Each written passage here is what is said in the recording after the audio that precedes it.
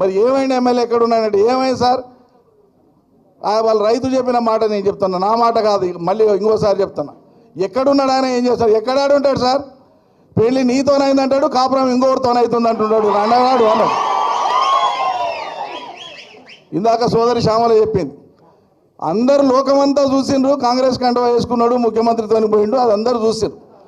ధైర్యం ఉన్నోడైతే అవును నేను చేరినా అని చెప్పాలి. నిజాయితీ ఉన్నాడు, ధైర్యం ఉన్నాడు ఎవడైనా సరే నేను చేరినా అని చెప్పాలి. లేదంటే నోరు మూసుకొని పడి ఉండాలి. మళ్ళీ ఏం చేసిండు, మొన్న మధ్యలో పోలీస్ స్టేషన్ పోయి కంప్లైంట్ ఇచ్చిండు, నాకు తెలియకుండా నా ఫోటో కాంగ్రెస్ వాళ్ళు పెట్టుకున్నారు అని చెప్పి ఆ ఫోటోని ఇచ్చి సుప్రీంకోర్టులో అఫిడవిట్లో పెట్టుకున్నాడు. ఇంత చాతగాని రండాలు ఉంటారు ఎవడన్నా? ధైర్యం ఉంటే చెప్పాలి, నాకు నచ్చలేదా నేను పోతున్నా అని చెప్పాలి. ఊళ్ళల్లో పేద సాధలు ఎవరైనా సరే మనం చూస్తుంటాం, నచ్చకపోతే ఏ పో నువ్వు లేకపోతే నేను తల్లిగారింటికి పోతే నేను ఇంకోటి చేసుకుంటా బాగుంటుంది, ఆమె ధైర్యం ఉండవుతారా?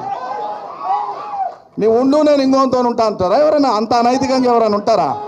అంత అధర్మంగా ఎవరైనా ఉంటారా? పద్ధతి కాదు కదా. అధ్యక్షుల వారికి నా మనవి, ఆ ప్రాంతంలో మళ్ళా వీడేమన్నా పోయింట్లోకి వెళ్ళి ఏమైనా వస్తాడేమో అనేటువంటి ఒక అనుమానం ఉంది. అది మీ మాటల్లోనే వారికి ధైర్యం ఇవ్వవలసిందిగా నేను కోరుతా ఉన్నా.